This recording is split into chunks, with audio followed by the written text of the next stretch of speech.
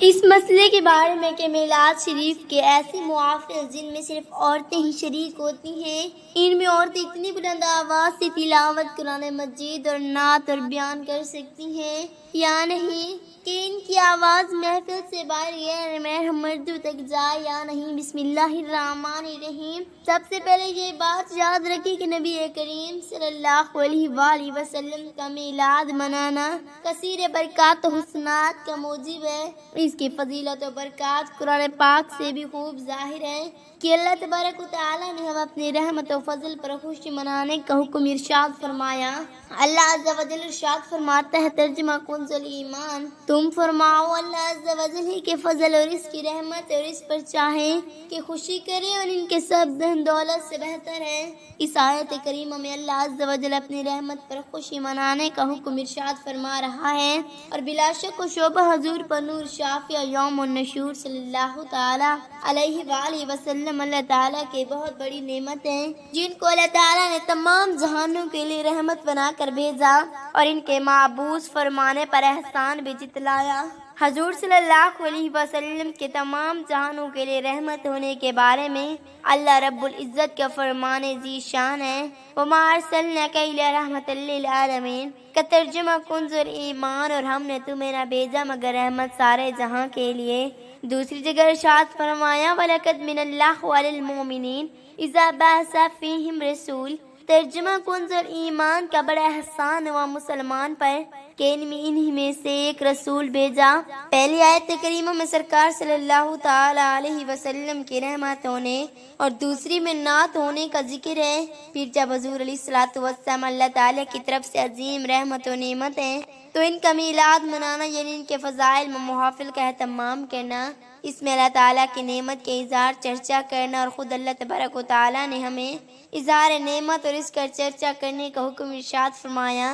چنانچہ قرآن مجید میں ہے، وَأَمَّا بِنِعْمَةِ رَبِّكَ فَحَدِّثْ ترجمہ کنز ایمان، اور رب کی نعمت کا خوب چرچا کرو۔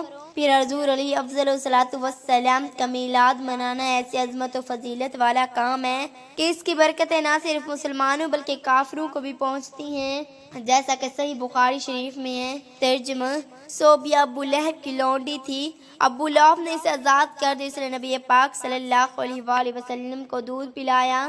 تو جب ابو لہب ملا، اس کے بعد گھر والوں نے اسے برے حال میں دیکھا تو اس نے ابو لہب سے کہا کہ تم نے ہم سے جدا ہونے کے بعد کیا پایا؟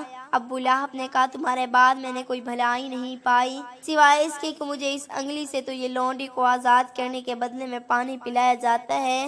صحیح بخاری کی اس روایت کے تحت شیخ عبدالحق محدث دہلوی رحمۃ اللہ علیہ فرماتی ہیں، اس حدیث میں میلاد شریف والوں کے لیے حجت ہے کہ جو تاجدار رسالت صلی اللہ تعالی علیہ وسلم کی شب و ولادت میں خوشیاں مناتے اور مال خرچ کرتے ہیں، مطلب یہ کہ باوجود ہی کا ابو لہب کا کافر تھا اور اس کی مذمت قرآن میں نازل ہو چکی ہے۔ جب اس نے حضور علیہ الصلوۃ والسلام کے میلاد کی خوشی کی اور اس نے اپنے باندھی کو دودھ پلانے کی خاطر آزاد کر دیا تو آپ صلی اللہ تعالی علیہ وسلم کی طرف سے حق تعالیٰ نے اسے اس کا بدلہ عنایت فرمایا۔ نیز جہاں تک عورتوں کا میلاد کے محافل و مجالس میں نعمت بیانات قرآن پاک پڑھنے کی بات ہے تو ان کا میلاد دیگر ذکر اذکار کے محافل منعقد کرنا بھی جائز و موجب ثواب ہے، لیکن میں اس بات کا لحاظ رکھا جائے کہ عورتوں کی آواز نہ محرم مردوں تک نہ جائے، ورنہ یعنی اگر عورتوں کی آواز اتنی بلند ہو کہ غیر محرموں کو اس کی آواز پہنچے تو اس کا اتنی بلند آواز سے پڑھنا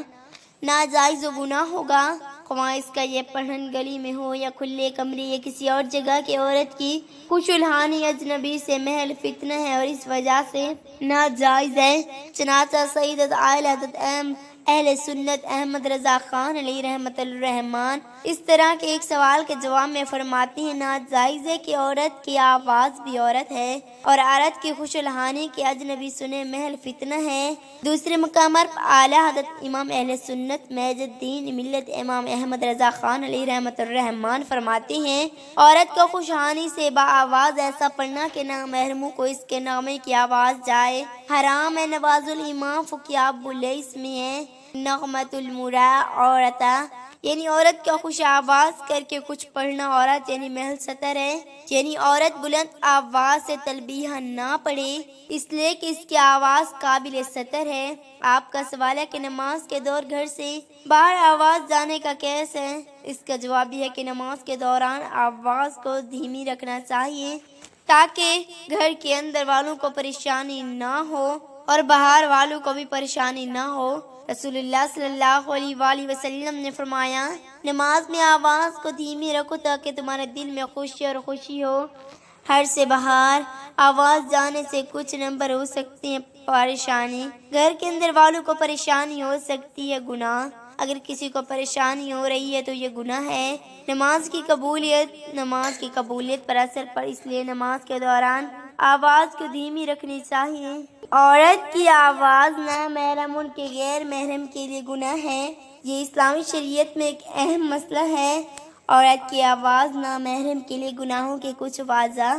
نمبر 1، فتنہ، عورت کی آواز نامحرم کے لیے فتنہ ہو سکتی ہے۔ نمبر 2، گناہ، یہ گناہ ہے اور عورت کے لیے پاپ۔ نمبر 3، عزت کی کمی، عورت کی آواز نامحرم کے لیے عزت کی کمی ہوتی ہے۔ نامحرم کے لیے آواز کو دھیمی رکھنا چاہیے۔ نمبر 1، نماز میں آواز کو دھیمی رکھو۔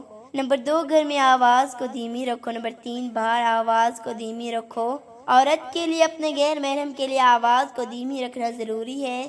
اگر کوئی عورت اپنے غیر محرم کے لیے آواز کو تیز کرتی ہے بندوق، اللہ پاک سے دعا ہے کہ اللہ پاک ہمیں تمام حدیث پر عمل کرنے کی توفیق عطا فرمائے، آمین ثم آمین۔ ناظرین، میرا پڑھنا اور آپ کا سننا اللہ تعالیٰ اپنے بارگاہ الہی میں منظور و مقبول فرمائے، آمین ثم آمین۔ اپنا خیال رکھیے گا، دعاؤں میں یاد رکھیے گا، آمین یا رب العالمین۔ ناظرین، کمنٹ باکس میں اللہ تعالیٰ کے 99 ناموں میں سے ایک نام ضرور ٹائپ کریں، شکریہ۔ اللہ پاک ہمارا اور آپ کا حامی و مددگار ہو، آمین ثم آمین۔